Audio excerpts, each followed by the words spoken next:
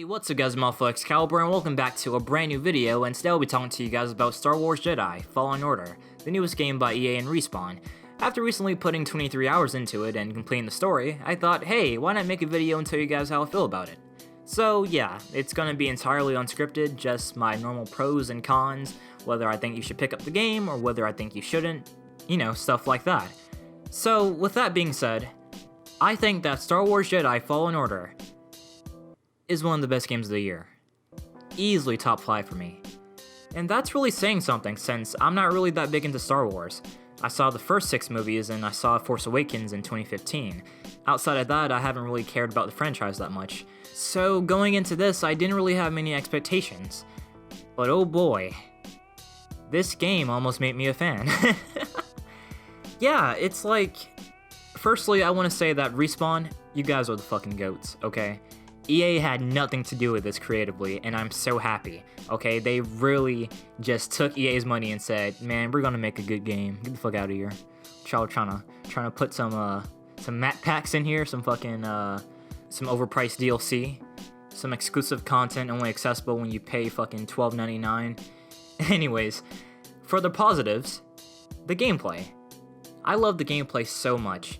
It takes some of the best elements from both Uncharted and Sekiro, and you would think that those styles wouldn't really normally fit a Star Wars game, but it actually works wonders here, and I was really surprised.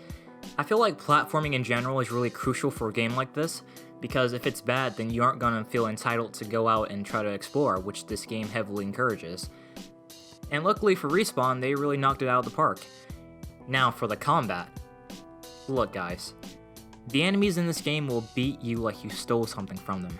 At certain points it gets really intense. I played on Jedi Master, which I think is the medium difficulty, and I think I did alright. Okay. Alright, chill out! Help, BD1!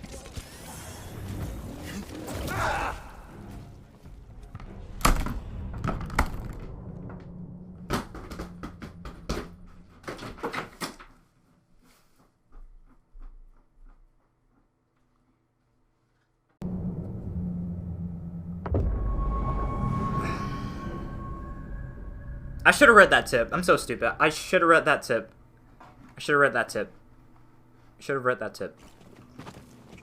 Now this monster's gonna give me the tip. It's such a super cool system because not only does it allow you to block and parry attacks, but you can also deflect them back at your opponents. So let's say you're fighting a stormtrooper and he blasts you with a laser. You can either block it or deflect it right back at him to kill him. And I thought that was really cool and really just like the fucking movies. My only complaint about it is that there are a large number of reused animations for finishers and whatnot, and I felt like they really dropped the ball when it came to that. Way more animations could have been added, because if you're killing the same person the same exact way each time, then it just gets old and repetitive. So if they ever have a sequel, then I hope they address that problem and fix it. But yeah, so that's my only gripe with the combat system. Now moving on to the story. As I mentioned before, I'm not a big Star Wars guy, but I do have a general surface level idea of what's going on. So basically the story takes place 5 years after episode 3 and right before episode 4. You're playing as Cal Kestis, who's a Padawan in hiding, and stuff happens, and he goes on this little journey to find the holocron. He meets people, he fights people, you know, Star Wars. It didn't really do much for me. And I'm not sure if that's because I didn't really like Cal as protagonist, because honestly, he's pretty bland. Or just the fact that I'm not really into the Star Wars lore. Either way, I guess the story is pretty serviceable for what it does. There is a part at the ending, though, which I'm not going to spoil, that really had me like, damn, that shit's raw as fuck. So I guess my first con overall is just that the story was kinda meh. Now, for this game's biggest problem and my second con, there's a drastic lack of cosmetics. Why in the world is the only outfit we can pick for one of the last Jedi in the universe a poncho? A dusty poncho. It doesn't make sense to me. Why would I go exploring the world for different poncho colors? It's stupid. It's so stupid. I don't know why they did that. Now, it honestly would have been a lot better if with every new planet that we went to, we got a new outfit for. Sort of like how it was back in Force Unleashed and Force Unleashed 2. Yeah, those are different games made by different studios, but Still, like, having different outfits outside of a poncho would have been really nice. Shit's really un-American if you ask me. Another issue I have is the lightsaber colors. In the story mode, we get, I think, around 6 lightsaber colors in all, but I believe orange is only a pre-order bonus, and red isn't even in the game. How the hell do you have a Star Wars game without a red lightsaber option? Sure, I guess story-wise it wouldn't really make much sense, but neither would a pink one, neither would an orange one. Come on. On the bright side, you can go around planets finding parts to customize your lightsaber better. That's something. Yeah, this game definitely needed more cosmetics in general. I should say that if you're a person that doesn't enjoy backtracking in video games, then you probably won't like this. It's a total of 5 planets in the game, and they're all really huge, and at different parts of the story you have to go back and explore other parts of them.